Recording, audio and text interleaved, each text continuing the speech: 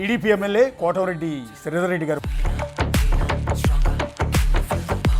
కోటమిరెడ్డి గారిని యాక్చువల్లీ ఆంధ్రప్రదేశ్ క్యాబినెట్లో మంత్రిగా ఖచ్చితంగా బాధ ఉంటుంది. బాధ లేదని నేను చెప్పను.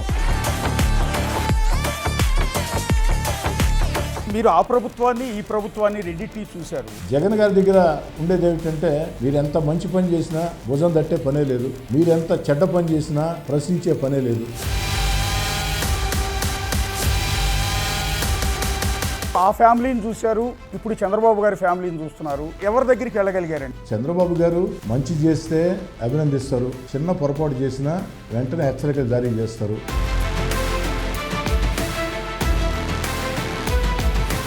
151 సీట్లతో రికార్డు సృష్టించిన జగన్ కేవలం 11 సీట్లకు పరిమితం.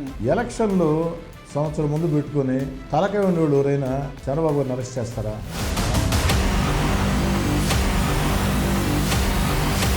ధనుంజయ రెడ్డి గురించి షాడో సీఎం అనేది నిజమేనండి? ధనుంజయ రెడ్డి గారు షాడో సీఎం కాదు, సీఎం ఆయనే.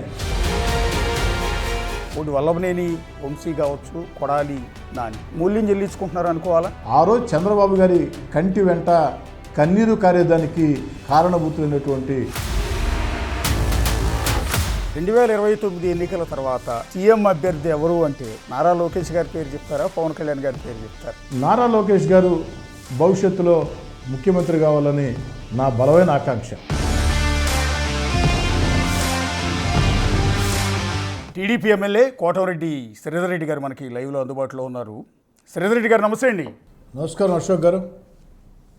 ఎట్లా ఒక్క రోజులో 339 డెవలప్మెంట్ యాక్టివిటీస్ని మీ కాన్స్టిట్యున్సీలో స్టార్ట్ చేశారు. మిమ్మల్ని చూస్తుంటే మీ తోటి ఎమ్మెల్యేలకే కాదు మాకు కూడా జలసీ వస్తోంది. ఎలా సాధ్యమవుతుంది మీకు ఇది? ఇక్కడ చిన్న కరెక్షన్ అశోక్ గారు, 339 అభివృద్ధి పనులు స్టార్ట్ చేయటం కాదు, కంప్లీట్ చేసాం.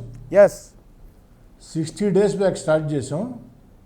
ఆ 60 డేస్లో 41 కోట్ల రూపాయల వ్యయంతో నెల్లూరు రూరల్ నియోజకవర్గంలో 26 అర్బన్ డివిజన్లలో రోడ్లు, కాలువలు, మంచినీటి పైప్ లైన్లు, ప్రజల కనీస వస్తువులు పూర్తి చేసి చెప్పిన మాట కట్టుబడి 60 రోజుల్లో పూర్తి చేసి ప్రజలకు అంకితం ఇచ్చాం. అంటే 164 మంది ఎమ్మెల్యేలు ఉన్నారు మీ కూటమిలో, ఇంక్లూడింగ్ లోకేష్ గారు, చంద్రబాబు గారి కాన్స్టిట్యున్సీలో కూడా బహుశా ఇన్ని డెవలప్మెంట్ యాక్టివిటీస్ 60 రోజుల్లో పూర్తి చేసిన సందర్భం లేదు మేము మా అబ్జర్వేషన్లో. సో మిగిలిన ఎమ్మెల్యేలందరికీ మీ మీద విపరీతమైన జలసీ ఉంటుందేమో. అదేముండదు అశోక్ గారు. ఇక్కడ ఒక చిన్న విషయం మీకు మీ ద్వారా ఆంధ్ర రాష్ట్ర ప్రజలకి చెప్పాలా. తెలుగుదేశం పార్టీ కూటమి అధికారంలోకి వచ్చిన తర్వాత, చంద్రబాబు నాయుడు గారు ముఖ్యమంత్రిగా ఎన్నికైన తర్వాత ఒక్క నెల్లూరు రూరలే కాదు, ఆంధ్ర రాష్ట్రంలో 175 నియోజకవర్గాల్లో కూడా అభివృద్ధి పనులు వేగవంతంగా జరుగుతూ ఉన్నాయి. అయితే నెల్లూరు రూరల్లో దీన్ని ఒక కార్యక్రమంగా తీసుకొని ప్రజల్లోకి తీసుకెళ్ళగలిగాము. కాబట్టి ఒక్క నెల్లూరు రూరలే కాదు, ఆంధ్ర రాష్ట్రం అంతా తడ నుంచి ఇచ్చాపురం దాకా ఆంధ్ర రాష్ట్రం అంతా కూడా చంద్రబాబు గారు ముఖ్యమంత్రిగా ఎన్నికైన తర్వాత అభివృద్ధి పనులు ఊపందుకున్నాయి.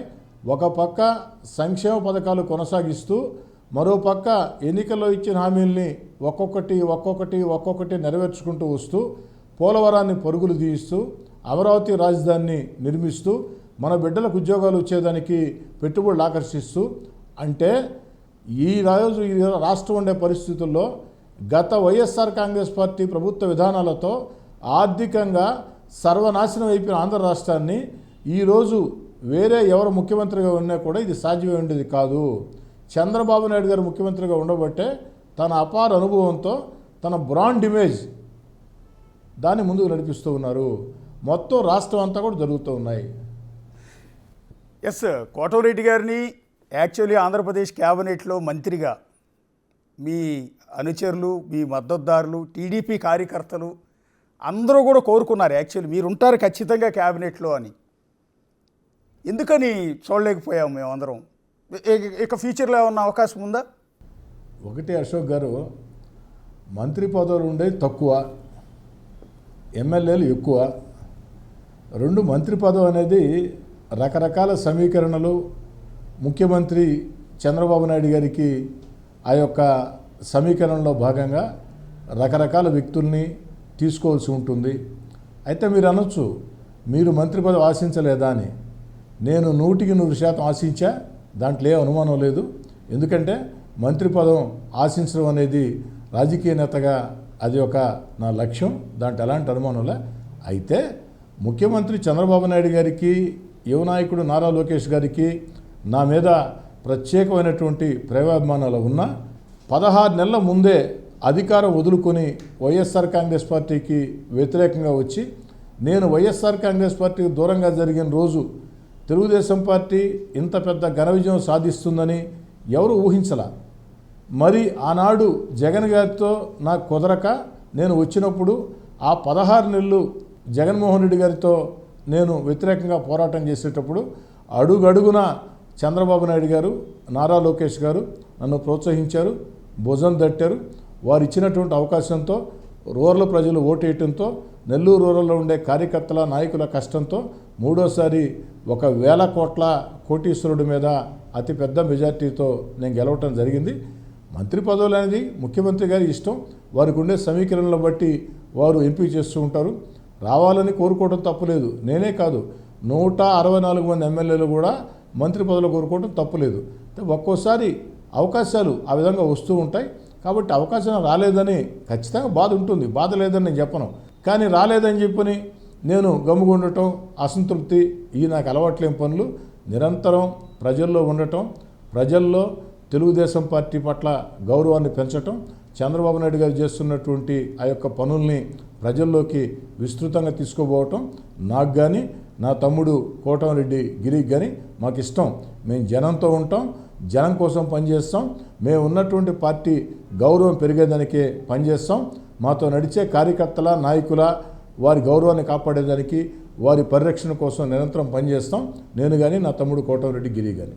అంటే బేసిక్గా 164 మంది మంత్రి పదవులు ఎక్స్పెక్ట్ చేయటం వేరు, కోటమిరెడ్డి స్థానం వేరు కదా. అంటే మీ ఈక్వేషన్లో పర్టికులర్గా నెల్లూరు జిల్లా, ఆ నెల్లూరు జిల్లాలో పార్టీని గెలిపించడం, రెండోది రెడ్డి సామాజిక వర్గం నుంచి రావటం, 3 అధికార పార్టీని వదిలిపెట్టి ఆ రోజు కష్టకాలంలో కేవలం 23 సీట్లతో పరిమితం అయిపోయి, 4 ఆల్రెడీ పార్టీ జంప్ అయిపోయే ఎమ్మెల్యేలు, చాలా క్లిష్ట దశలో ఉన్న దశలో మీరు పార్టీ వదులుకుని, అధికార పార్టీని, అధికారాన్ని వదులుకుని ఈ పార్టీలోకి వచ్చారు.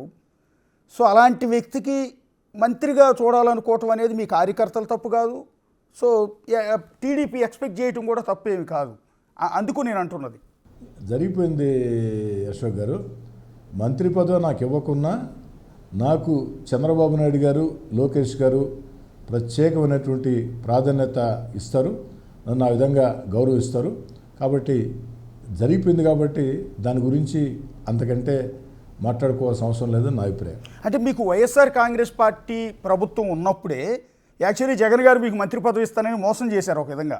అదే నేను ఏమంటానంటే, దాని మోసం అన్న పెద్ద పదం కూడా వాడటం నాకు ఇష్టం లేదు. జగన్మోహన్ రెడ్డి గారు 2019 ముందు నాలాంటి వాళ్ళకి 4 గోడల మధ్యలో చెప్పారు. బహిరంగంగానే కొంతమంది ఎమ్మెల్యేలకి బహిరంగ సభల్లోనే చెప్పారు. కానీ వాటిలో చాలా వరకు నోచుకోవాలి, కొన్ని నోచుకున్నాయి, కొన్ని నోచుకోవాలి. అది అప్పటి ముఖ్యమంత్రి గారి పరిస్థితులను బట్టి, వారికి ఉన్నటువంటి వెసులుబాటు బట్టి ఉంటుంది. కాబట్టి జగన్ గారు చెప్పిన మాట వాస్తవం, కానీ నాకు చెప్పి 4 గోడల మధ్యలోనే. కానీ కొంతమందిని అయితే బహిరంగ సభలో ప్రకటించారు. ఏమైంది? చేయగలిగారా? చేయలేదు కదా. సో అంటే అక్కడ ఆ ప్రభుత్వంలో మీరు అత్యధికంగా అప్పట్లో ఇష్టపడిన వైఎస్ రాజశేఖర రెడ్డి గారంటే మీరు ఎంత అభిమానం, జగన్ మీరు ఎంతగా అభిమానించారు అనేది మా అందరికీ తెలుసు. అంతగా అభిమానించిన ఆ పార్టీలో మంత్రి పదవి రాలేదు. సరే, త్యాగం చేసి పార్టీ మారి ఇక్కడికి వచ్చి ఆ రోజు ఎమ్మెల్సీ ఎన్నికల్లో ఓటేసి ఇంత చేసిన తర్వాత ఈ ప్రభుత్వంలోనూ మంత్రి పదవి రాలేదు. ఆ డిసప్పాయింట్మెంటు ఉంటుంది సహజంగా. అంటే మీరు ఎక్కడ ఎక్స్ప్రెస్ చేయట్లేదు మీ పార్టీ నాయకుల్ని, మీరు ఎందుకు డిమాండ్ చేయటం లేదు అని. రాజకీయాల్లో డిమాండ్ చేస్తేనో అడిగితేనో పదవులు వస్తాయనుకుంటే అమాయకత్వం అశోక్ గారు. నా పట్ల మీకున్నటువంటి ప్రేమకి చాలా చాలా ధన్యవాదాలు. కాబట్టి గతించిన గతం, భవిష్యత్తు గురించి ఆలోచన చేద్దాం. కానీ మళ్ళీ చెప్తున్నా, రాజకీయాల్లో డిమాండ్ చేస్తేనో అడిగితేనో అవకాశాలు రావు. పరిస్థితులను బట్టి అధినాయకుడు నిర్ణయం తీసుకుంటాడు. కాబట్టి ఆ యొక్క అధినాయకుడి నిర్ణయం ప్రకారం నడుచుకోవటం నా అలవాటు. అంటే బేసిక్గా మీరు ఆ రోజు కోటంరెడ్డి శ్రీధర్ రెడ్డి గారు పార్టీ నుంచి బయటికి రావటం అతిపెద్ద సంచలనం. ఆ రోజు నిజంగా జగన్ ఫ్యామిలీని వదిలిపెట్టి కోటంరెడ్డి గారు బయటకు వస్తారు అంటే ఎవరు నమ్మలా. కానీ ఆ రోజు మీరు ఒక బాధాకరమైన పరిస్థితుల్లో బయటకు వచ్చారు. కొన్ని సంచలనమైన ఆరోపణలు జగన్ గారి మీద చేశారు. అట్లాగే పిఎస్ఆర్ ఆంజనేయుల మీద మీ ఫోన్ ట్యాపింగ్కి సంబంధించి కొన్ని ఆడియోలు పంపించారని ఆయన మీద అలిగేషన్ చేశారు. అట్లాగే ఒక ఎట్లా చెప్పాలి, అతన్ని ఒక రాజకీయ నాయకుడు కూడా కాదు, ఒక వ్యక్తి మీకు ఫోన్ చేసి నెల్లూరు నుంచి మిమ్మల్ని తాడుగట్టుకుని ఈడ్చుకెళ్తాను అన్నప్పుడు అన్న మాటలు కూడా భరించారు మీరు ఆ సందర్భంలో. అలాంటి కోటంరెడ్డి ఇప్పుడు ఏ పార్టీని అయితే వ్యతిరేకించి వచ్చారో ఆ పార్టీ అధికారం కోల్పోయింది. ఆయన సీఎం స్థానం నుంచి దిగిపోయారు. ఎవరైతే తాడుగట్టి ఈడ్చుకెళ్తానన్నవాడు ఈరోజు జైల్లో ఉన్నాడు, కొన్ని నెలల నుంచి జైల్లోనే ఉన్నాడు. రెండోది మీ ఫోన్ ట్యాపింగ్ చేసి లేకపోతే మిమ్మల్ని ఆడియోలు పంపించి బెదిరించిన పిఎస్ఆర్ ఆంజనేయులు జైల్లో ఉన్నాడు. ఇదంతా చూస్తుంటే ఏమనిపిస్తోంది కోటంరెడ్డి గారు? కర్మ రిటర్న్స్ అంటే కోఇన్సిడెంట్ ఇది మిమ్మల్ని ఇబ్బంది పెట్టిన పార్టీ అధపాతాళానికి వెళ్ళిపోయింది 11 సీట్లకి. మిమ్మల్ని ఇబ్బంది పెట్టిన అధికారి జైల్లో ఉన్నాడు, ఐపీఎస్ అధికారి. మిమ్మల్ని బెదిరించిన వ్యక్తి నరకం అనుభవిస్తున్నాడు జైల్లో. ఇదంతా కోటంరెడ్డి ఇచ్చిన గిఫ్ట్లా? దేవుడిచ్చిన వారి గిఫ్ట్ అనుకుంటున్నా. ఎందుకంటే నా ఒక్కరినే కాదు అశోక్ గారు, చంద్రబాబు నాయుడు గారు ఈరోజు చంద్రబాబు నాయుడు గారిని ఎవరైనా రాజకీయం వ్యతిరేకించవచ్చు, నేను కాదనలా. కానీ ఈ దేశంలోనే అత్యంత సీనియర్ నేత ఎవరంటే చంద్రబాబు నాయుడు గారు. దీంట్లో అనుమానం లేదు కదా అశోక్ గారు? దీంట్లో అనుమానం లేదు కదా? అవును. ఈ అంత చంద్రబాబు నాయుడు గారి దగ్గర నుంచి అమాయక డాక్టర్ సుధాకర్ గారి దాకా సోషల్ మీడియాలో గౌరవప్రద విమర్శలు చేసినా కూడా మహిళలను కూడా చూడకుండా వేధించిన తీరు, పవన్ కళ్యాణ్ గారిని నీచంగా మాట్లాడిన తీరు, లోకేష్ గారిని నీచంగా మాట్లాడిన తీరు, అన్నిటికీ మించి నేను ఎన్నికల సమయంలో పదే చెప్పా, జగన్ గారి ప్రభుత్వం అంటే ఒక చేత్తో రూపాయి ఇచ్చి మరో చేత్తో 10 రూపాయలు లాక్కుంటా ఉన్నారు. కాబట్టి జగన్ గారు ముఖ్యమంత్రిగా ఉన్నప్పుడు ఆంధ్ర రాష్ట్రంలో రాజకీయ నేతల, విలేకరుల, పరిశ్రమల అధిపతుల, కాంట్రాక్టర్ల వీళ్ళందరితో పాటు సాధారణ ప్రజలు కూడా చాలా ఇబ్బందులు పడ్డారు. అందుకే ఆ యొక్క సాధారణ ప్రజలందరూ కూడా ఒక ఉప్పెనలాగా, ఒక కసిలాగా వచ్చి చరిత్ర ఎరుగిన విధంగా 57% ఓట్లు 164 స్థానాలతో తెలుగుదేశం పార్టీ కూటమి చంద్రబాబు గారి నేతృత్వంలో అధికారంలోకి వచ్చింది. మీరు ఆ పార్టీలో ఉన్నప్పుడు, అంటే మీరు పార్టీ నుంచి బయటకు వచ్చేటప్పుడు ఇది ఎక్స్పెక్ట్ చేశారా? భవిష్యత్తులో ఇది జరగబోతోంది, పార్టీ ఇట్లా కొలాప్స్ కాబోతోంది, ప్రజలంతా కూడా టీడీపీ వైపు ఉన్నారు అనేది మీరు ఎక్స్పెక్ట్ చేసిందేనా ఇదంతా? అంటే ప్రభుత్వానికి వ్యతిరేకత ఉందని తెలుసు, కానీ ఎంత పెద్ద వ్యతిరేకత ఉంది అని తెలియదు. ఒక్కటిక్కడ రమేష్ గారు అందరూ గుర్తుంచుకోవాలా, ఇది ఖచ్చితంగా ప్రత్యేకంగా మనం మాట్లాడుకోవాలా. జగన్ గారు అధికారంలో ఉన్నప్పుడు వారు పెట్టిన పోలీస్ వేధింపులతో, అధికారుల వేధింపులతో వైఎస్ఆర్ కాంగ్రెస్ పార్టీకి వ్యతిరేకంగా ఎవరైనా మాట్లాడాలని అనుకున్నా మాట్లాడలేని రోజుల్లో ప్రజలంతా కూడా ఒక భయభ్రాంతులకు గురైన పరిస్థితుల్లో నారా లోకేష్ గారి పాదయాత్ర ఈ రాష్ట్రాన్ని కదిలించింది. నారా లోకేష్ గారు పాదయాత్ర ప్రారంభించినప్పుడు వైఎస్ఆర్ కాంగ్రెస్ పార్టీ వాళ్ళు చెప్పిన మాట 2 రోజులో 3 రోజులు చేస్తారని చెప్పని హేళన చేశారు. అంతేకాదు మైకులు కట్ చేశారు, పోలీస్ దాడులు చేయించారు. అయినా ప్రాణాలకు తెగించి ప్రజలకు ఒక భరోసా ఇచ్చే విధంగా, కార్యకర్తలకు ఒక భరోసా ఇచ్చే విధంగా నారా లోకేష్ గారు సాగించినటువంటి పాదయాత్ర తెలుగుదేశం పార్టీ కూటమి ఘన విజయంలో ఒక ప్రధాన కారణం. ఎవరు అవునన్నా ఎవరు కాదన్నా దీన్ని అందరూ అంగీకరించాలా. నారా లోకేష్ గారి పాదయాత్ర ఒక చారిత్రాత్మకమైనటువంటి ఈ గెలుపులో కీలకమైనటువంటి పాత్ర. అంటే చంద్రబాబు నాయుడు గారు నారా లోకేష్ గారి మీద గతంలో వైఎస్ఆర్ కాంగ్రెస్ పార్టీ, జగన్మోహన్ రెడ్డి గారు లేకపోతే ఆ పార్టీలో ముఖ్యమైన నేతలు ఒక అలిగేషన్ చేశారు. అది కమ్మ పార్టీ, కమ్మవారికి మాత్రమే ఆ పార్టీలో ప్రాధాన్యత ఉంటుంది, మిగిలిన కులాల వారిని పట్టించుకోరు అని. మీరు ఒక రెడ్డి సామాజిక వర్గానికి చెందిన నెల్లూరు జిల్లాకు చెందిన వ్యక్తిగా మీరు చెప్పండి, ఈ పార్టీలో ఇప్పుడు మీరున్నారు టీడీపీలో, నిజంగా ఆ కుల భావన కమ్మ ప్రస్తావన ఉందా? ఎంత బాధాకరం అంటే స్వాతంత్రం వచ్చి ఇన్ని సంవత్సరాలు దాటినా ఇంటర్నెట్ పుణ్యం అంట, టెక్నాలజీ పుణ్యం అంట, ప్రపంచమే ఒక చిన్నద గ్రామం అయిపోయిన పరిస్థితుల్లో కూడా కులాన్ని గురించి మనం మాట్లాడుకోవాల్సి వస్తుంది. రెండు విషయాలు అశోక్ గారు మీరు బాగా వినాలి. ఒక్క విషయాన్ని, చంద్రబాబు నాయుడు గారు రాజకీయ జీవితం ప్రారంభించినప్పటి నుంచి కూడా కళాశాలలో చదువుకునే రోజు నుంచి కూడా ఆయన అందరినీ కూడా కలుపుకొని వెళ్ళే వ్యక్తి.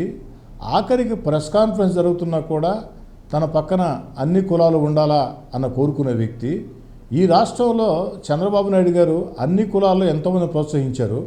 ముఖ్యంగా ఈరోజు తెలంగాణ ముఖ్యమంత్రి రేవంత్ రెడ్డి గారు ఉన్నారు. రేవంత్ రెడ్డి గారిని చంద్రబాబు నాయుడు గారు ఏ విధంగా ప్రోత్సహించింది అందరికీ తెలుసు. అనేక మంది అధికారుల పరంగా కూడా చంద్రబాబు నాయుడు గారు ఏ విధంగా కులాలకు అతీతంగా సాయం చేసింది తెలుసు. పారిశ్రామికవేత్తలకి తెలుసు, కాంట్రాక్టర్లకి తెలుసు. ఈరోజు ఇంకా కూడా అసలు కులాల గురించి మాట్లాడుకోవడం తప్పు. ఎందుకని చెప్తున్నానంటే అశోక్ గారు, నేనుండా, నాకు 2 కుమార్తెలు, నా రెండో అల్లుడు కమ్మ సామాజిక వర్గం, ఖమ్మం జిల్లా కమ్మ సామాజిక వర్గం. మరి కులాలకు అతీతంగా మనం పెళ్ళిళ్ళు చేసుకుంటున్నాం. నేనొక్కడనే కాదు అనేక మంది చేసుకుంటూ ఉన్నాం. కులాన్ని మర్చిపోతూ ఉన్నాం. కులాలు మతాలు వేరైనా మనమంతా భారతీయులం, వేషం భాష ఏదైనా మనమంతా భారతీయులం అన్న భావంతో ముందుకు సాగుతూ ఉన్నాం. ఇంకా కూడా కులం పేరుతో రాజకీయాలు చేయటం పద్ధతి కాదు, ధర్మం కాదు. చంద్రబాబు నాయుడు గారు కులం పేరుతో రాజకీయాలు చేసే ప్రశ్నే లేదు. చంద్రబాబు నాయుడు గారు ఎప్పుడూ కూడా ప్రజలకి అణిగిమణిగి ఉంటాడు, ప్రజల ఆకాంక్షలకి అనుగుణంగా ఉంటాడు. వారు విలేకరుల సమావేశం దగ్గర నుంచి, పోలిట్ బ్యూరో దగ్గర నుంచి, మంత్రివర్గం దగ్గర నుంచి, పార్టీ పదవుల దగ్గర నుంచి, క్షేత్రస్థాయి పదవుల దాకా అన్ని కులాలకి సమన్యాయం పాటించాలనుకుంటాడు. అంటే మీరు ఆ ప్రభుత్వాన్ని ఈ ప్రభుత్వాన్ని రెండింటినీ చూశారు. మీరు ఆ ప్రభుత్వం అంటే జగన్ సర్కారు కంప్లీటు పథకాలు నెల నెల బటన్ నొక్కటం, జనాల అకౌంట్లో డబ్బులు వేయటం అనే ఫార్ములాతో వెళ్ళారు. వర్కౌట్ కాల, ప్రజలు తిరస్కరించారు డబ్బులు తీసుకుని కూడా. ఇప్పుడు మీ గవర్నమెంటు ఆల్రెడీ చంద్రబాబు గారి ఫార్ములా మీరు చూస్తున్నారు. ఆయన only development formula, vision formula మాత్రమే ఉంటుంది. సో ఇప్పుడు పథకాల ఫార్ములా వర్కౌట్ కాలేదు కాబట్టి పథకాలను విస్మరించి ఓన్లీ డెవలప్మెంట్ చేద్దామా అంటే, సో అంతకుముందు 2014-19 మధ్యలో అదే డెవలప్మెంట్ ఫార్ములా వెళ్ళిన చంద్రబాబు గారిని కూడా ప్రజలు ఓడించారు. అంటే అర్థం పథకాలను డెవలప్మెంట్ని రెండింటిని బ్యాలెన్స్ చేసుకుంటూ వెళ్ళాలి కదా. ఆ క్రమంలో ఈ 1 ఇయర్లో కనిపిస్తుందా మీది? అభివృద్ధి, సంక్షేమం రెండు కూడా 2 కళ లాంటివని ముఖ్యమంత్రి చంద్రబాబు గారు పదే పదే చెప్తూ ఉన్నారు, చేతల్లో చూపిస్తూ ఉన్నారు. దాంట్లో అనుమానం లేదు. ఇందాకే చెప్పే మీకు, గత వైఎస్ఆర్ కాంగ్రెస్ పార్టీ విధానాలతో రాష్ట్రం ఆర్థికంగా దివాలా తీసింది. ఈరోజు చంద్రబాబు గారు కాకుండా వేరే ఎవరు ముఖ్యమంత్రి అయినా కూడా ప్రభుత్వాన్ని నడిపే పరిస్థితి కూడా లేదు. అయినా కూడా సంక్షేమ పథకాలు కొనసాగిస్తున్నారు, అభివృద్ధి కార్యక్రమాలు చేస్తున్నారు. ఎన్నికల్లో ఇచ్చిన హామీలని ఒక్కొక్కటి నెరవేరుస్తూ వస్తున్నారు. ఇక్కడ ఇంకో విషయం కూడా అశోక్ గారు, 2014-19 మధ్యలో కూడా చంద్రబాబు గారు అభివృద్ధితో పాటు సంక్షేమ పథకాలు కూడా చేశారు. ప్రజలు తిరస్కరించవచ్చు, నేను కాదంటం లేదు. కానీ ఆ రోజు పెన్షన్ని మామూలుగా వృద్ధులకి, వితంతువులకి పెన్షన్ 200 రూపాయలు ఉండింది. 200 రూపాయలని తన 5 ఏళ్ల పదవి కాలంలో చంద్రబాబు గారు 2000 రూపాయలు చేశారు. ఈ విషయాన్ని మనం మర్చిపోతున్నాం. అదొక్కటే కాదు, అనేక పథకాలు అలా కూడా తీసుకొని వచ్చారు. ఈరోజు కూడా తీసుకువస్తూ ఉన్నారు. కాస్త ఎన్నికల్లో ఇచ్చిన హామీల విషయంలో చెప్పాను కదా, రాష్ట్రం ఆర్థికంగా దివాలా తీస్తుంది. అయినా కూడా ఈ రాష్ట్రాన్ని గాడి పెట్టేదానికి అన్ని ప్రయత్నాలు చేస్తున్నారు. అభివృద్ధి, సంక్షేమం, అమరావతి, పోలవరం, పారిశ్రామిక పెట్టుబడులు. అయితే ఇందాక మీరు అడిగారు, ఆ ప్రభుత్వం చూశారు, ఈ ప్రభుత్వం చూశారు, చంద్రబాబు గారికి జగన్ గారికి తేడా చెప్పని ఒక్క మాటలో చెప్పని ఖచ్చితంగా చెప్తాను అశోక్ గారు. జగన్ గారి దగ్గర ఉండేది ఏమిటంటే, మీరు ఎంత మంచి పని చేసినా భుజం తట్టే పనే లేదు, మీరెంత చెడ్డ పని చేసినా ప్రశ్నించే పనే లేదు, మంచిని పొగిడే పని లేదు, చెడ్డని విమర్శించే పని లేదు పార్టీ నాయకులు, కార్యకర్తలు, ఎమ్మెల్యేలతో. చంద్రబాబు గారు మంచి చేస్తే ప్రోత్సహిస్తారు, చెడ్డ చేస్తే వెంటనే ప్రశ్నిస్తారు. ఎప్పటికప్పుడు ఎన్నికలు ఉన్నాయా లేవా అని ముఖ్యం కాకుండా అలర్ట్ చేస్తూ ఉంటారు. జాగ్రత్త, మీ నియోజకవర్గాల్లో ఈ పొరపాట్లు జరుగుతున్నాయి, సరి చేసుకోమని. అది బాబు గారికి జగన్ గారికి ఉండే తేడా.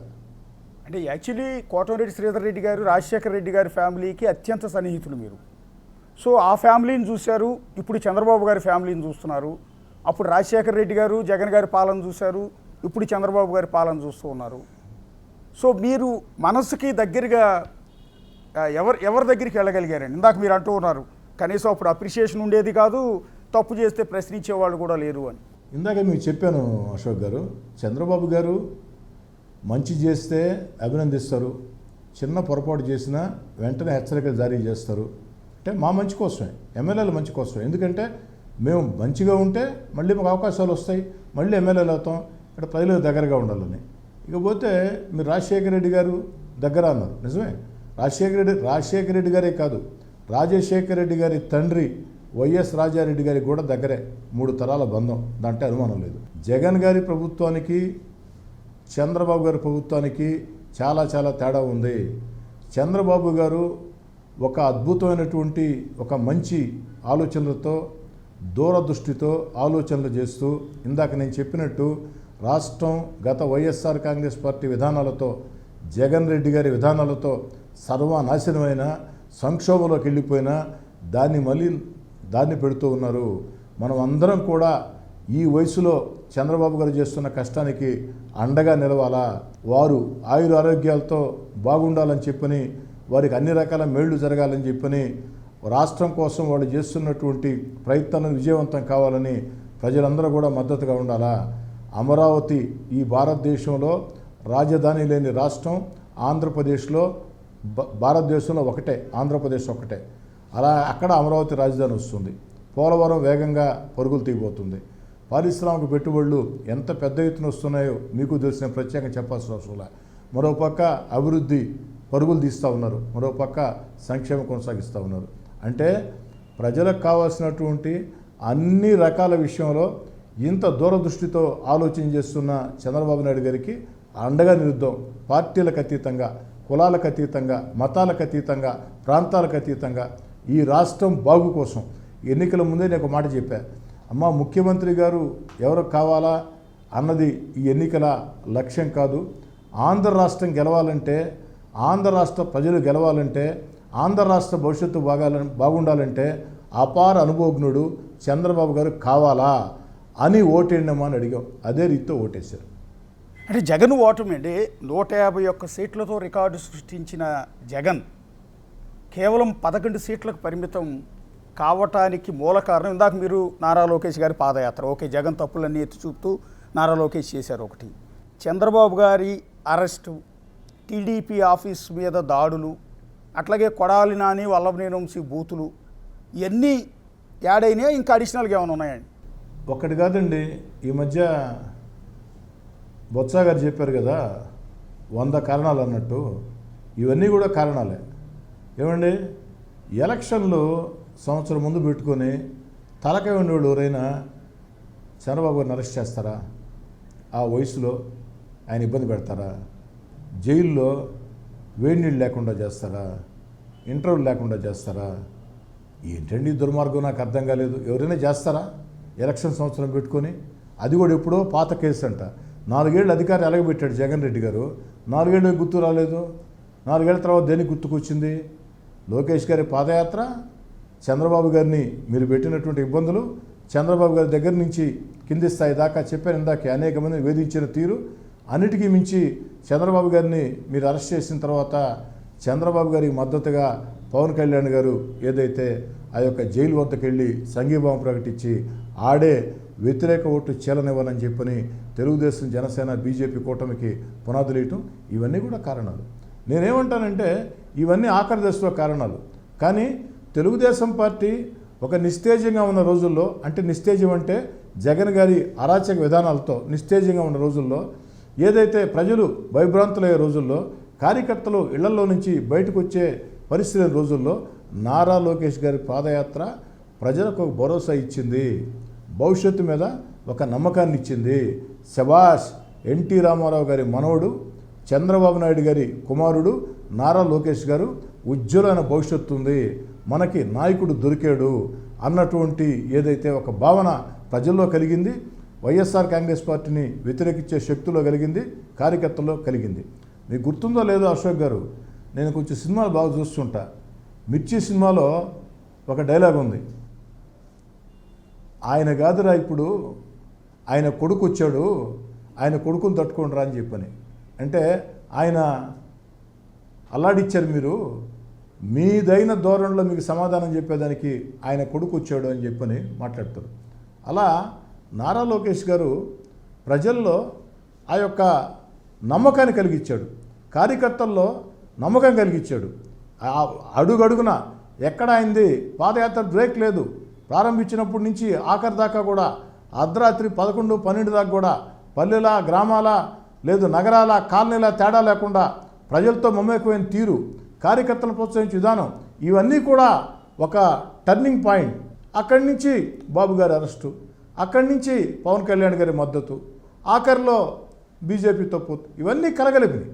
కానీ తెలుగుదేశం పార్టీ నిస్తేజంగా ఉన్న పరిస్థితుల్లో, జగన్ రెడ్డి గారికి భయపడి ప్రజలు మాట్లాడలేని పరిస్థితుల్లో నారా లోకేష్ గారు తెగించి వేధింపులను తట్టుకొని, పోలీస్ కేసులను తట్టుకొని, పోలీస్ తోటాలు ప్రయోగిస్తాం, భయపెడతాం అని ఎన్ని రకాల హెచ్చరికలు జారీ చేసినా, మైకులు కత్తిరించినా ఎక్కడా కూడా వెన్ను చూపకుండా, మాట తప్పకుండా, మడమ తిప్పకుండా సాగించినటువంటి పాదయాత్ర ఆ యొక్క చరిత్రలో ఒక కీలకం. భవిష్యత్తులో ఈ యొక్క 2024 ఎన్నికల గురించి చరిత్రలో రాయాలంటే అనేక కారణాల్లో ఒక ప్రధాన కారణం సువర్ణాక్షరాలతో లిఖించదగ్గది నారా లోకేష్ గారి పాదయాత్ర. అంటే మీరు ఎవరు అవునన్నా ఎవరు కాదన్నా ఇది అంగీకరించాలి. అంటే చంద్రబాబు నాయుడు గారు అరెస్ట్ అనేది అతిపెద్ద తప్పు అనేది మీరు చెప్తున్న మాట. మరి మీ ప్రభుత్వంలో ఇప్పుడు జగన్ గారి మీద రకరకాల అలిగేషన్స్ చేస్తున్నారు. లిక్కర్ స్కామ్ 3,500 కోట్ల ఈ స్కామ్లో కింగ్ పిన్ జగనేనని మీ పార్టీ నేతలు ఆరోపిస్తున్నారు.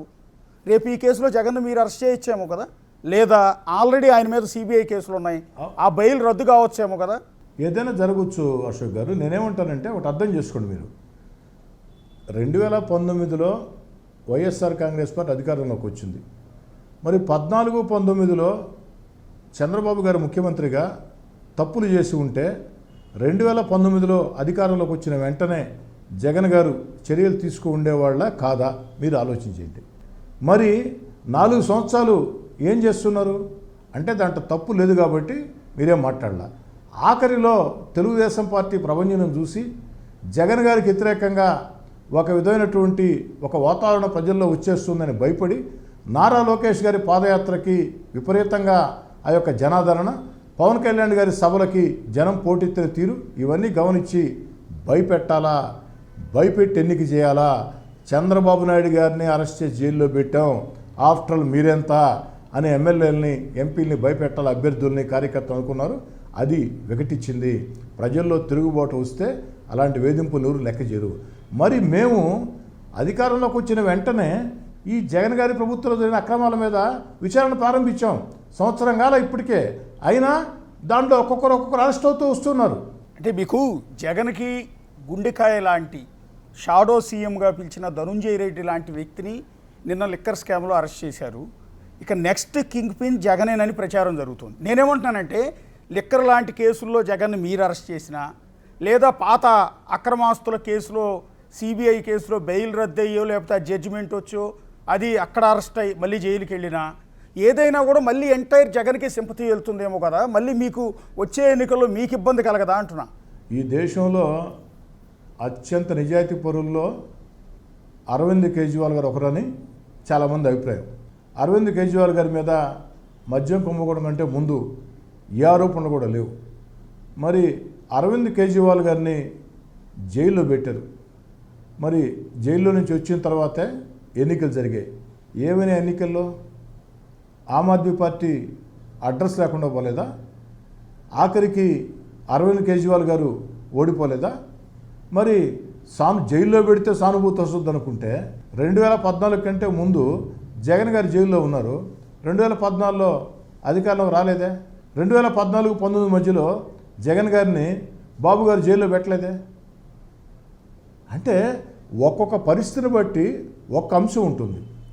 కాబట్టి ఈ కేసుల్లో జగన్ గారికి సంబంధం ఉందని విచారణ అధికారులు తేలిస్తే ఆ దిశగా చర్యలు తీసుకుంటారు. కానీ ఈ కేసుల్లో అరెస్ట్ అయితే వైఎస్ఆర్ కాంగ్రెస్ పార్టీకి సానుభూతి వస్తుంది అన్నది కరెక్ట్ కాదు. అందు ఉదాహరణ ఢిల్లీ ఆమ్ ఆద్మీ అరవింద్ కేజ్రీవాల్ గారి గురించి మీకు నేను చెప్పడం జరిగింది. ఒక ఇద్దరు గురించి ఇక్కడ మనం మాట్లాడుకోవాలి. కోటమిరెడ్డి శ్రీధర్ రెడ్డి గారు, మీరు కూడా మీకు కూడా క్లోజ్ అయి ఉంటారు వాళ్ళు అప్పుడు ఆ పార్టీలో ఉన్నప్పుడు. ఒకటి వల్లభనేని వంశీ కావచ్చు, కొడాలి నాని రెడ్ బుక్లో ఆయన పేరు ఉందనగానే గుండె నొప్పి వచ్చింది, ఆయన బైపాస్ సర్జరీ చేయించుకుని బెడ్ మీద ఉన్నారు. రెండోది వల్లభనేని వంశీ, మీకు తెలిసిందే నారా భువనేశ్వర్ గారిని ఉద్దేశించి ఆయన చేసిన అత్యంత దారుణమైన కించపరిచే ఆ భాష, దానికి మూల్యం చెల్లించుకుంటున్నారు అనుకోవచ్చు. వాళ్ళ జైల్లో ఆయన మీరు చూశారు, హెల్త్ కూడా పూర్తిగా పాడైపోయి 20 కేజీలు బరువు తగ్గిపోయి నరకం అనుభవిస్తున్న పరిస్థితి చూస్తూ ఉన్నాం. సో అంటే భువనేశ్వర్ గారిని అన్నందుకు మూల్యం చెల్లించుకుంటున్నారు అనుకోవాలా? దేవుడి స్క్రిప్ట్ అశోక్ గారు. ఎందుకంటే అధికారం చేతిలో ఉందని ఉచ్చ నీచాలు మరిచి సభ్య సమాజంలో సాధారణ ప్రజలు కూడా మాట్లాడలేని మాటల్ని నిండు శాసనసభ సాక్షిగా సత్యమేవ జయితే అన్న సూక్తిని కించపరిచే రీతిలో శాసనసభ ప్రమాణాలని దిగజార్చే రీతిలో ఆ రోజు చంద్రబాబు గారి కంటి వెంట కన్నీరు కారేదానికి, వారు బాధపడేదానికి కారణభూతులైనటువంటి వల్లభనేని వంశీ గారి విషయంలో, లేదా అంతకంటే దారుణంగా వ్యాఖ్యలు చేసిన కొడాలి నాని గారి విషయంలో నాకు ఎలాంటి సానుభూతి లేదు, ఉండదు. నాకే కాదు, ఎవరికి ప్రపంచంలో తెలుగు ప్రజలు ఎవరికి కూడా ఉండదు, దాంట్లో ఎలాంటి అనుమానం లేదు. రెండోది, ఇందాకే మీకు చెప్పా, దేవుడి స్క్రిప్ట్ అనేది ఒకటి ఉంటుందని చెప్పని.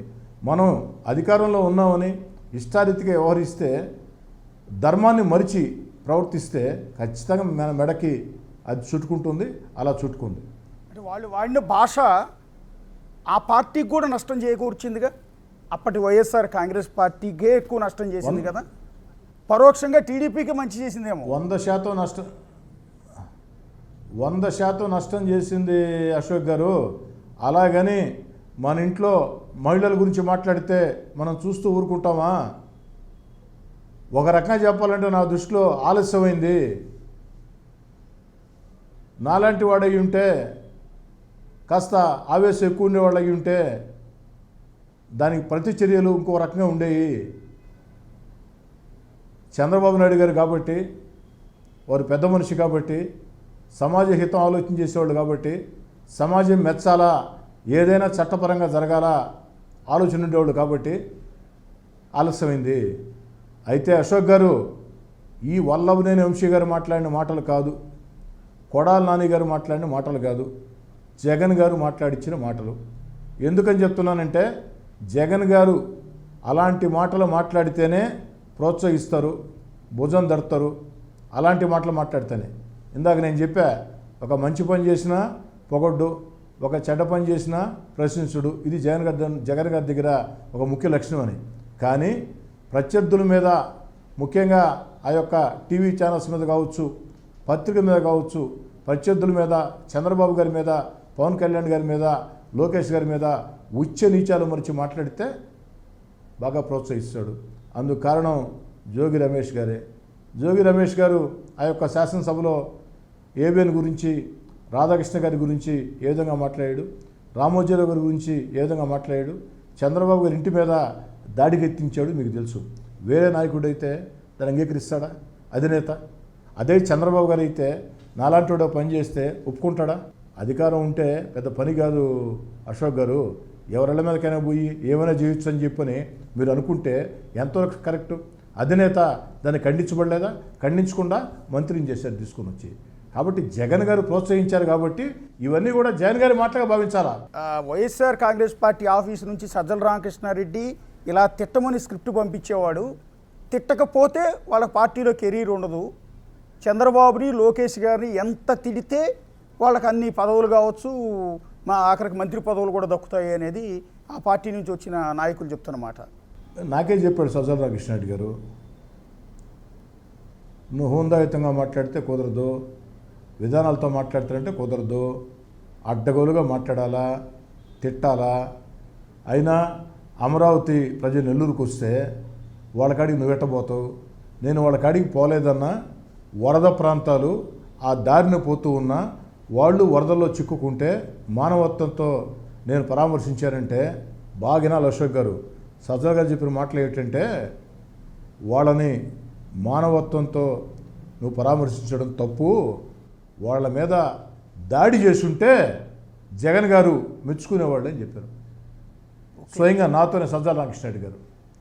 ఓకే, అమరావతి ప్రజలు, మహిళలు, యువకులు, వృద్ధులు ఈరోజు ఆ రోజు వాళ్ళు ఒక ప్రభుత్వం తీసుకున్న నిర్ణయం శాశ్వత నిర్ణయం, దీని అన్ని పార్టీలు బలపరిచాయి అని నమ్మి తమ జీవితాలను పణంగా పెడితే వైఎస్ఆర్ కాంగ్రెస్ పార్టీ వచ్చిన తర్వాత వాళ్ళ జీవితాలు ఛిద్రమైతే వాళ్ళు ఎండకు ఎండుతూ వానకు తడుస్తూ పాదయాత్ర చేస్తూ ఉంటే నా నెల్లూరు రూరల్లో వరదల్లో చిక్కుకుంటే వాళ్ళు అక్కడ ఉండాలన్న విషయం కూడా నాకు తెలియదు.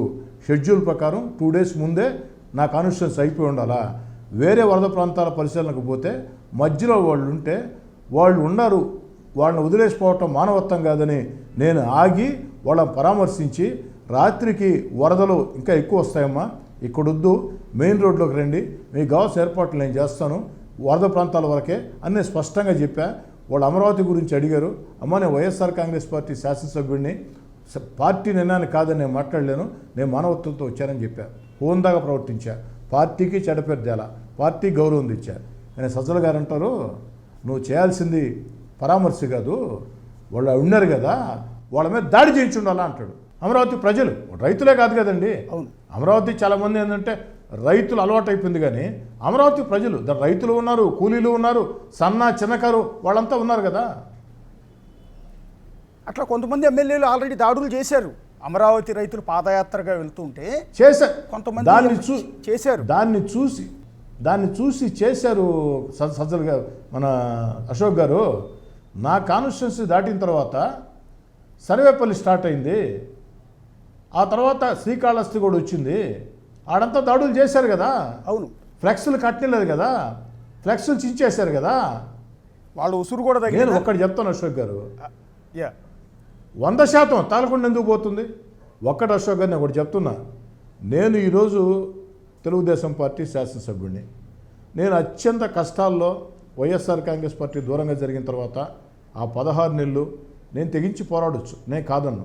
కానీ చంద్రబాబు గారు, లోకేష్ గారు నన్ను ప్రోత్సహించారు. నాకు 3వసారి ఎన్నికల్లో అభ్యర్థిగా అవకాశం ఇచ్చారు, అన్ని రకాల అండగా నా నిలబడ్డారు, నన్ను ప్రోత్సహించారు. నేను తెలుగుదేశం పార్టీ శాసనసభ్యుడిని. ఈరోజు కూడా జగన్ గారి గురించో వైఎస్ఆర్ కాంగ్రెస్ పార్టీ గురించో మాట్లాడాల్సిన పరిస్థితుల్లో నేను మాట్లాడతా, కానీ హోందాయుతమైన భాషతో మాట్లాడతా, పద్ధతైన భాషతో మాట్లాడతా, ప్రజల్ని ఒప్పించే భాషతో మాట్లాడతా, ప్రజల్ని మెప్పించే భాషతో మాట్లాడతా. అలా కాకుండా బూతులంటే నా వల్ల కాదు. యా ఈ పార్టీలో మిమ్మల్ని అట్లా మాట్లాడమని కూడా చెప్పరు కదా, మాట్లాడినా ఊరుకోరు కదా. నా నోట్లో నుంచి మాట రాకముందే మీరు చెప్పారు, వాళ్ళు మాట్లాడిచ్చే దేవుడు ఎరుగు. ఎవరైనా మాట్లాడితే వెంటనే ఫోన్ కాల్ వస్తుంది స్టేట్ టీడీపీ ఆఫీస్ నుంచి, మీరు మాట్లాడింది కరెక్ట్ కాదని. అంటే ఆ పార్టీలో మాదిరిగా ఇక్కడ జగన్ గారినో ఇంకొకరినో ఇష్టం వచ్చినట్టు బూతులు తిట్టాలి అని ఈ పార్టీలో సజ్జల రామకృష్ణారెడ్డి లాంటి వాళ్ళు ఎవరు లేరా? అలాంటి ఎంకరేజ్మెంట్ ఏం లేదా? నాకు తెలిసి అయితే ఎవరు లేరు. అంటే నాయకుడిని అధినేతను బట్టే తయారవుతారు. యథా రాజా తదా ప్రజ అశోక్ గారు. అధినేతను బట్టే ఉంటుందంతా. ఇక్కడ అధినేత చంద్రబాబు గారు కొన్ని సిద్ధాంతాలకి, కొన్ని పద్ధతులకి, ఎందుకని చెప్తానంటే అశోక్ గారు, నేను మాట్లాడొచ్చో లేదో నాకు తెలీదు, కానీ నా క్లియర్ అబ్జర్వేషన్ ఏంటంటే చంద్రబాబు గారికి ప్రజలంటే విపరీతమైనటువంటి భయం. ఎవరేమనుకుంటారేనే అన్న ఆలోచన. అందుకే చిన్న పొరపాటు కూడా ఆస్కారం ఇవ్వడు. ఒక చిన్న వార్త పత్రికల్లో వచ్చినా, వ్యతిరేక పత్రికల్లో వచ్చినా దాంట్లో నిజం ఉందా లేదా వెంటనే వెరిఫై చేయమని చెప్తారు. ఏది వైఎస్ఆర్ కాంగ్రెస్ పార్టీ పత్రికల్లో వార్తలు వచ్చినా, టీవీలో వార్తలు వచ్చినా వెరిఫై చేయమని చెప్తాడు. కానీ జగన్ గారి దగ్గర అలవాటే లేదు, ఎవడేమైనా రాసుకొని డోంట్ కేర్. సో అప్పుడు చంద్రబాబు గారిని, భువనేశ్వర్ గారిని ఉద్దేశించి బూతులు తిట్టిన వాళ్ళని మంత్రి పదవులు ఇచ్చారు, ఇంటి మీద అటాక్ చేసిన వాళ్ళకి పదవులు ఇచ్చారు, పార్టీ ఆఫీస్ మంగళగిరిలో ఉన్న పార్టీ ఆఫీస్ని ధ్వంసం చేసిన వాళ్ళకి పదవులు ఇచ్చారు, టికెట్లు ఇచ్చారు. సో ఇందులో వల్లభనేని వంశీ ఆల్రెడీ జైల్లో ఉన్నారు. నెక్స్ట్ కొడాలి నాని అండ్ అంబటి రాంబాబు, మీరు చెప్పిన జోగి రమేష్, వీళ్ళు కూడా త్వరలో జైలుకి వెళ్ళే అవకాశం ఉంటుందా? అన్నిటికీ మించి ఇప్పుడు అసలుకి మూల విరాట్లు ఇద్దరు ఉన్నారు. ది గ్రేట్ ధనంజయ రెడ్డి గారు, ది గ్రేట్ కృష్ణమోహన్ రెడ్డి గారు. యా, ఎమ్మెల్యేలని గడ్డి పోచలతో సమానంగా చూస్తూ ఆ రోజుల్లో పార్టీ కార్యకర్తలు నాయకుల్ని గడ్డి పోచలుగా చూస్తూ వైఎస్ఆర్ కాంగ్రెస్ పార్టీ కష్టాల్లో ఉన్నప్పుడు కష్టం చేసిన సోషల్ మీడియా కార్యకర్తల్ని హీనాతిహీనంగా చూస్తూ ఏ రోజు జెండా పట్టని వీళ్ళు చెలాయించినటువంటి అపరిమిత అధికారాన్ని అడ్డం పెట్టి దోచుకున్నటువంటి తీరు. కాబట్టి దేవుడి స్క్రిప్టు చాలా బాగుంటుంది అశోక్ గారు. అందుకే ఇద్దరు కూడా జైల్లో సర్దిరుతున్నారు. ఇంకా వెళ్ళాల్సిన వాళ్ళు చాలామంది ఉన్నారు.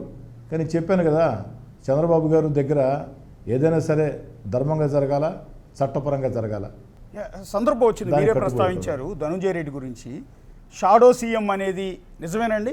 ఎంటైర్ అధికారులు ఇవాళ పేపర్లో చదివాను, చీఫ్ సెక్రటరీ వచ్చి ఈయన కలవటానికి, ఈయన కార్యదర్శి పోస్టులో ఉన్న ఈయన దగ్గరికి చీఫ్ సెక్రటరీ వచ్చి బయట వెయిట్ చేయాల్సి వచ్చేదంట. అవును, ఆయన పని మీద వచ్చాడు, ఆయన అవసరం కోసం వచ్చాడు, కూర్చోములే అనేవాడంట. డీజీపీ స్థాయి వాళ్ళని మార్చాలి అంటే ధనంజయ రెడ్డి అంట, ఎమ్మెల్యే టికెట్ కావాలంటే ధనంజయ రెడ్డి. ఒక విధంగా షాడో సీఎం అంటే జగన్ ధనంజయ రెడ్డి చెప్పాడు అంటే మీలాంటి వాళ్ళని కూడా వెళ్ళి ధనంజయ రెడ్డిని కలవండి అన్న అని చెప్పేవాళ్ళు అంట కదా. ఒక్క నిమిషం అశోక్ గారు, ధనంజయ రెడ్డి గారు షాడో సీఎం కాదు, సీఎం ఆయనే. ఓకే, ధనంజయ రెడ్డే సీఎం. ఓకే, ఒక మాట మీకు అశోక్ గారు, నేను ఒకరోజు ఒక విషయం మీద వారిని కలవాలని వారం రోజుల పాటు ఫోన్లు చేశా, మెసేజ్లు పెట్టా, రెస్పాన్స్ రాలా. వాళ్ళ పిఏ నీలకంఠేశ్వరరెడ్డికి ఫోన్ చేశా, వారు ఫోన్ ఎత్తుకోలా, మెసేజ్లు పెట్టా, రెస్పాన్స్ రాలా. ఇంకెందుకని నేనే వెళ్ళా. ఎమ్మెల్యేని కాబట్టి సీఎం ఇంట్లో నన్ను బానిస్తారు, ఇక్కడ సీఎంగా రూల్లో బానిరు కానీ ఇంట్లో బానిస్తారు అంటే ఆఫీస్లో, క్యాంప్ ఆఫీస్లోకి. ధనంజయ రెడ్డి గారి ఛాంబర్ ముందు ఉదయం 10 గంటలకు వెళ్ళాను నేను, రాత్రి 8 గంటలకు పిలిచాను లోపల నన్ను. బా, నేను పోయింది ఏ పని తెలుసు అశోక్ గారు? నెల్లూరు రూరల్ సంబంధించి అభివృద్ధి పనుల విషయంలో సీఎం గారు సంతకాలు పెట్టి జియో రిలీజ్ చేసినా కూడా ఫైనాన్షియల్ క్లియరెన్స్ లేదని, పనులు జరగని పరిస్థితుల్లో అన్న ఫైనాన్స్ క్లియరెన్స్ లేకుండా ఈ జియో, ఇది ప్రజలను మోసం చేసే జియో, దయచేసి దీన్ని సరిచేసి ఫైనాన్షియల్ క్లియరెన్స్ ఇవ్వండి. మీరు జియో ఇచ్చారని నేను గర్వంగా ప్రజలకు మాట చెప్పాను, పని జరిగిపోతుందని. తీరా చూస్తే ఫైనాన్షియల్ క్లియరెన్స్ లేదు అని చెప్పేదానికి ప్రజా సమస్యల కోసం వెళితే ఉదయం 10 గంటలకు పోతే రాత్రి 8 గంటలకి లోపలికి పిలిచారు. మీరు అప్పటికి 2 సార్లు ఎమ్మెల్యే. మీరు అనొచ్చు మధ్యాహ్నం భోజనం అడ్డు చేశారని. అవునండి, ఎమ్మెల్యే కాదు, ఎమ్మెల్యే పక్కన పెట్టండి అశోక్ గారు. ఎవడండి ధనంజయ రెడ్డి? ఈడేమన్నా జెండా మోసాడా ధనంజయ రెడ్డి? ఎవడి ధనంజయ రెడ్డి? జెండా మోసాడా? పార్టీ కష్టాల్లో ఉన్నాడా? నేను ఆ కుటుంబంతో ఉన్నానండి, పార్టీ కష్టాల్లో ఉన్నానండి, కేసులు పెట్టించుకున్నానండి, ఓదార్పు యాత్రలో మనిషి లేని రోజుల్లో ఉన్నానండి. ప్రజా సమస్యల మీద ఉదయం 10 గంటలకు పోతే రాత్రి 8 గంటలకి. మీరు అనొచ్చు మధ్యాహ్నం భోజనం ఏం చేశారని. భోజనం చేయలా, టీలు స్నాక్స్ వస్తూ ఉంటే తింటా ఉన్నా. సారీ, ఫ్లోలో వాడు అని వచ్చింది, క్షమించమని కోరుతూ ఉన్నా. సారీ, ఎవరి ధనంజయ రెడ్డి అనబోయి వాడు అని వచ్చింది, వినేవాళ్ళంతా నాకు క్షమించాలని కోరుకుంటున్నాను. అది మీ సంస్కారం, అది మీ హుందాతనం. వాళ్ళు వాడిన భాషతో పోలిస్తే మీరు అన్నది పెద్ద తప్పు కూడా కాదు, కానీ మీరు ఇమ్మీడియట్గా దాన్ని క్షమించమనంటున్నారు. అది మీ సంస్కారం. నిజంగా రాజకీయ నాయకులంతా కూడా మీ దగ్గర నుంచి అది నేర్చుకోవాలి. ఆ బాధ కోపంలో వచ్చింది. అవునండి, అది నేర్చుకోవాలి మీ దగ్గర నుంచి. నిజంగా రాజకీయ నాయకులంతా కూడా ఆ సంస్కారం నేర్చుకోవాలి, ఆ విలువలు అంటాం. ఇప్పుడు మీ రాజకీయ వారసుడు ఎవరు అంటే మాకేమో కోటమిరెడ్డి గిరిధర్ రెడ్డి గారే కనపడుతూ ఉన్నారు. పాపం ఇంటింటికి తిరుగుతున్నాడు ఆయన, ఇంకొక ఎమ్మెల్యే నిజం చెప్పాలి అంటే ఆ కాన్స్టిట్యున్సీకి 2 ఎమ్మెల్యేలు ఉన్నారు. ఒక విధంగా పాపం మీ తరపున ఇంటింటికి గడప గడపకు తిరుగుతున్నాడు, ఎవరి దగ్గరికి వెళ్ళినా ఏ సమస్య అయినా కూడా చేస్తున్నారు. మీరు కూడా ఆయన్ని ముందు పెట్టి ప్రొజెక్ట్ చేస్తున్నారు. ఎందుకు? మీకు ఆల్రెడీ 2 కూతుళ్ళు ఉన్నారు, 2 అల్లుళ్ళు ఉన్నారు. వాళ్ళని కాకుండా తమ్ముడిని ఎందుకు ఎంకరేజ్ చేస్తున్నారు అని అడిగితే, నా జీవిత ప్రయాణంలో, నా రాజకీయ ప్రయాణంలో ఎంతోమంది స్నేహితులు, ఎంతోమంది కార్యకర్తల కష్టం ఉంది, ప్రోత్సాహం ఉంది. వాటితో పాటు నా తమ్ముడు కోటమిరెడ్డి గిరి పడిన కష్టం కూడా ఉంది. చంద్రబాబు నాయుడు గారు అవకాశం ఇస్తే నా కోరిక నా తమ్ముడు కోటమిరెడ్డి గిరిధర్ రెడ్డిని ఎమ్మెల్యేని చేయాలని, ప్రజలు ఆశీర్వదించాలని, పార్టీ కార్యకర్తలు నాయకులు అండగా నిలవాలని. అయితే ఇవన్నీ కూడా చంద్రబాబు గారు ఎస్ అంటే, చంద్రబాబు గారు అనుమతి ఇవ్వాలని బలంగా ఆకాంక్షిస్తున్నా. ఖచ్చితంగా వారసులు అంటే నేనేమంటానంటే ప్రజలు నిర్ణయించాల వారసుల్ని. ఏదో ఒక ఎమ్మెల్యే తమ్ముడనో, ఎమ్మెల్యే కొడుకనో, ఎమ్మెల్యే కూతురు కాకుండా వాళ్ళకంటూ సొంత కృషి కూడా ఉండాలి. ఆ రకంగా చూసినప్పుడు కోటమిరెడ్డి గిరి కొత్తగా ఇప్పుడేది వచ్చినాడు కాదు. ప్రతి ఎన్నికల ముందు కూడా నేను విద్యార్థి రాజకీయాల్లో ఉన్నప్పటి నుంచి, నేను డిగ్రీ ఫైనల్ ఇయర్ అయితే వాడు ఇంటర్మీడియట్, అప్పటి నుంచి కూడా మా ప్రస్థానం గడిచింది.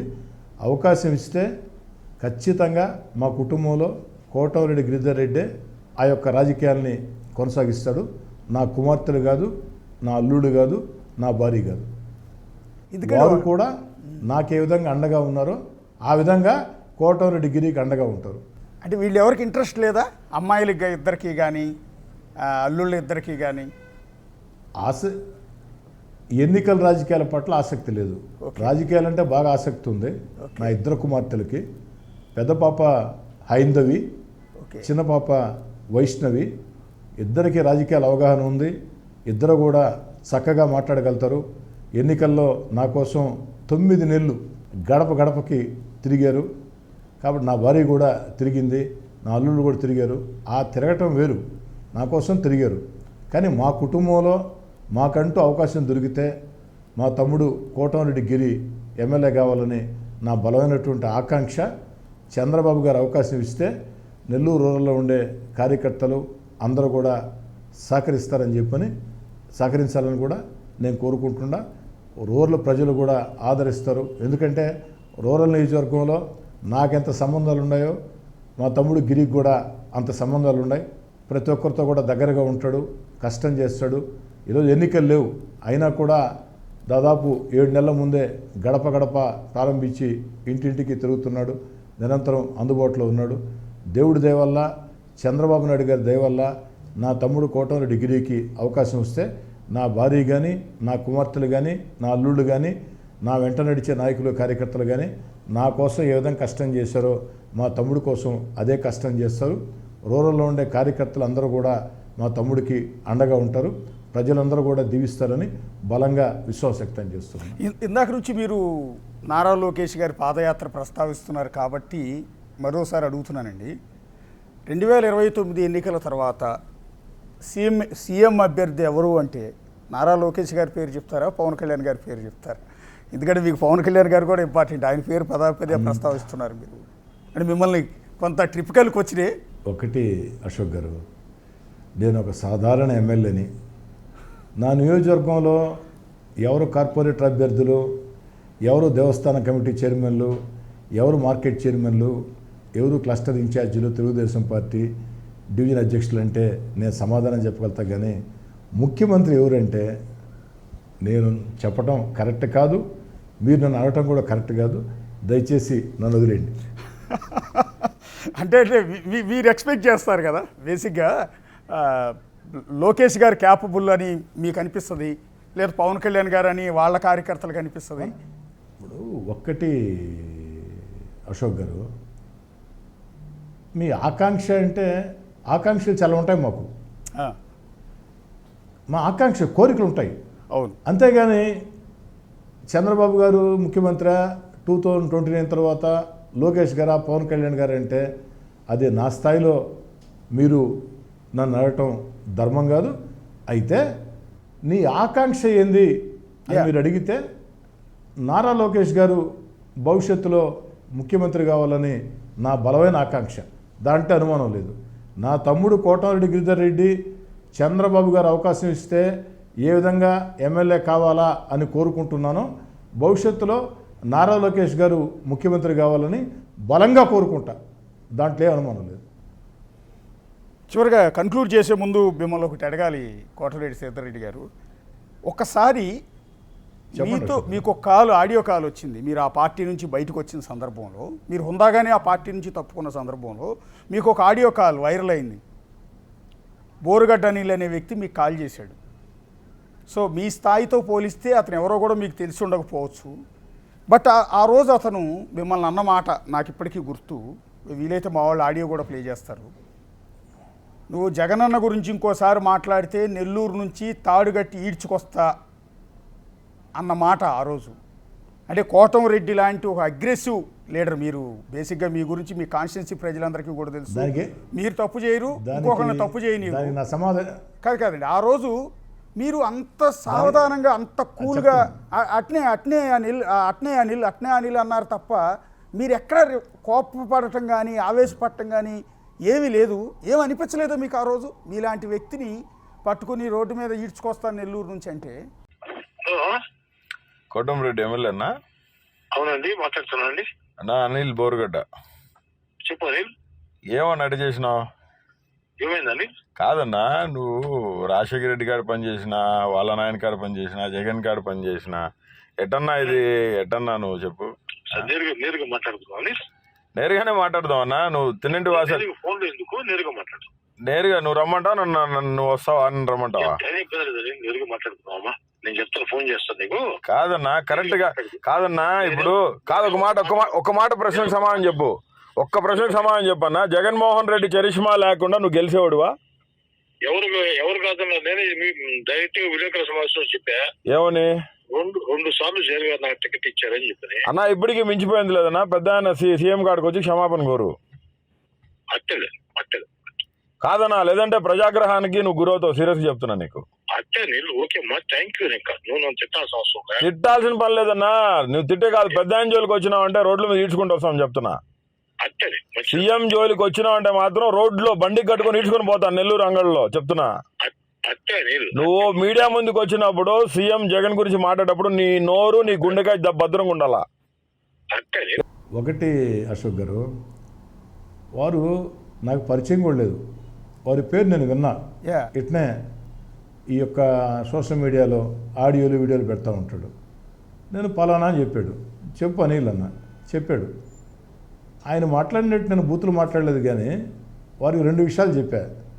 అట్నే తీసుకో ఇళ్ళు కట్టేసి తీసుకో ఇళ్ళు చూద్దాం రా తీసుకో ఇళ్ళు అనే మాట్లాడా. రెండోది ఇంకొకసారి మాట్లాడు తీసుకోబోతా అన్నాడు. యాక్చువల్గా మాట్లాడదలుచుకోవాలా, నువ్వు అడిగావు కాబట్టి రేపు ఉదయం మాట్లాడతా అని కూడా చెప్పా. ఉదయమే మాట్లాడా, అది కూడా మీరు చూశారు. తర్వాత అశోక్ గారు, అతనికి దేవుడి స్క్రిప్టు కర్మ రిటర్న్స్ ఇప్పుడు వచ్చింది, కానీ నా వైపు నుంచి ఏం జరగాలో నాతో ఆడియోలో మాట్లాడి 3వ రోజు జరిగింది. మర్చిపోయారా? 3వ రోజు ఏం జరిగింది తెలియదా? మంగళగిరిలో పార్టీ ఆఫీస్ తగలబెట్టారు, ఇంటి దగ్గర తగలబెట్టారు. అంటే నేను తగలబెట్టలేదు, మా వాళ్ళు తగలబెట్టలేదు. బోరుగడ్డ అనిల్ మీడియా ముందుకు వచ్చి కోటమిరెడ్డి సీతారెడ్డి అనుచరులు నెల్లూరు నుంచి వచ్చి నా ఆఫీస్ తగలబెట్టారని చెప్పాడు. ఆ రోజుకు వైఎస్ఆర్ కాంగ్రెస్ పార్టీ అధికారంలో ఉంది. అవును, జగన్ గారికి ఆయన సన్నిహితుడు. అవును, నేను జగన్ గారికి దూరంగా జరిగా, జగన్ గారిని లక్ష్యంగా ఈదుల్లోకి వచ్చా. ఆ రోజే మీరు చెప్పే వ్యక్తికి కోటమిరెడ్డి సీతారెడ్డి అంటే ఏందో 3 రోజుల్లో చూపించా. నేను చూపించింది అదే దేవుడి స్క్రిప్ట్. అవును, దేవుడి స్క్రిప్ట్. మీరు ఆడియోలో అసలు మీరు ఎంత అగ్రెసివ్ పర్సన్ అనేది మాకు తెలుసు. ఎందుకంటే మీరు ఎవరిని మాట అనరు అంటే ఊరుకోరు. అలాంటి మీరు ఆ వ్యక్తి మిమ్మల్ని బెదిరిస్తూ ఉంటే అట్నే తీసుకెళ్ళు కానీ అన్న మాట నాకు ఇప్పటికీ మారుమవుతుంది. ఆ మాట ఏంటి అసలు మీ నోటేపటి నుంచి ఆ మాట? ఇప్పుడు నేనున్నాను సార్, నాకు ఒక వ్యక్తి కాల్ చేశాడు, నన్ను బెదిరించాడు. నేను జర్నలిస్ట్నా ఇదే అని పక్కన పెట్టు, ముందు తిడతాను నరుకుతాను కొడక అంట. అలాంటిది మీరు ఎలా దాన్ని ఎట్లా రిసీవ్ చేసుకోగలిగారు అని? ఒక్కటే అశోక్ గారు, వారు రికార్డ్ చేస్తున్నారని తెలుసు, ఎందుకంటే గతంలో చాలామంది చేస్తున్నాడు కాబట్టి. ఓకే. ఈయనే ప్రజలు ఒరే ఈడెవడో రిఫరాఫరు, ఈడు బూతులు మాట్లాడాడు, సంస్కారవంతులుగా ఉండి ఎమ్మెల్యే ఎందుకు మాట్లాడాడు అని ప్రజలు నన్ను తప్పుపట్టకూడదని సమాధానం ఘాటుగా చెప్పా. అయితే బూతులు మాట్లాడలా, గౌరవప్రదంగా సమాధానం చెప్పా. 3 రోజుల తర్వాత దేవుడి స్క్రిప్ట్ గుంటూరులో ఏం జరిగిందో మీరు చూశారు. దానికంటే ముందు ఇంకొక విచిత్రం అశోక్ గారు, ఆ రోజు నాకు మధ్యాహ్నం ఫోన్ చేసింది అతను. నాకు ఫోన్ చేసి పెట్టిన గంట నుంచే అతనికి సజ్జల రామకృష్ణారెడ్డి గారికి చాలా కాల్స్ పోయినాయి. ఓకే. సజ్జల గారికి అయితే వీడియో కాల్స్ కూడా పోయినాయి. ఓకే. తర్వాత ఏంటంటే అమరీష్ అని నా శిష్యుడు, ఓకే, నెల్లూరు సిటీ కాన్స్టిట్యున్సీలో ఉంటాడు, కబాడిపాడెంలో. ఓకే. నన్ను మీరు చెప్పిన వ్యక్తి ఆ యొక్క కబాడిపాడెంలో ఆర్సీఎం చర్చికి ఆ యొక్క ఎంట్రన్స్లో ఆ గేట్ కట్టేస్తానన్నాడు. మా అమరీష్ ఏం చేశాడంటే, ఒరే నాది కబాడిపాడెం, నేను కబాడిపాడెంలో పుట్టా, కబాడిపాడెంలో పెరిగా, నువ్వు చెప్పిన గేట్ ఇదేరా, ఈ గేట్ కాడి నుంచే మాట్లాడుతున్నాను రా తెలుసుకుందాం. ఆయన మాట్లాడిందని 10 ఎక్కువ మాట్లాడాడు. కానీ దాన్ని కూడా నేను సమర్థించాల. అమరీష్ పిలిచి చెప్పా, వద్దు అమరీష్, ఈ కరెక్ట్ కాదు, ఆయన ఎవరో మాట్లాడాడని చెప్పని మనం ఎందుకు తిరిగి మాట్లాడటం అవసరం లేదు. ఖచ్చితంగా దేవుడి స్క్రిప్ట్ ఒకటి ఉంటుంది, కర్మ రిటర్న్స్ ఉంటుంది, అన్నీ పర్ఫెక్ట్గా జరిగిపోతాయి, మీరేం టెన్షన్ పడొద్దని చెప్పి. థ్యాంక్ యూ కోటమిరెడ్డి శ్రీధర్ రెడ్డి గారు. చాలా బిజీగా ఉన్నారు మీరు. కాన్స్టిట్యున్సీలో 339 డెవలప్మెంట్ యాక్టివిటీస్ని 6 నెలల్లో కంప్లీట్ చేయటం అనేది అషమాషి వ్యవహారం కాదు. ఇందాక నేను స్టార్టింగ్ ఓ మాట అన్నాను, చంద్రబాబు గారు లోకేష్ గారి కాన్స్టిట్యున్సీలో కూడా ఇన్ని డెవలప్మెంట్ యాక్టివిటీస్ జరగలేదు.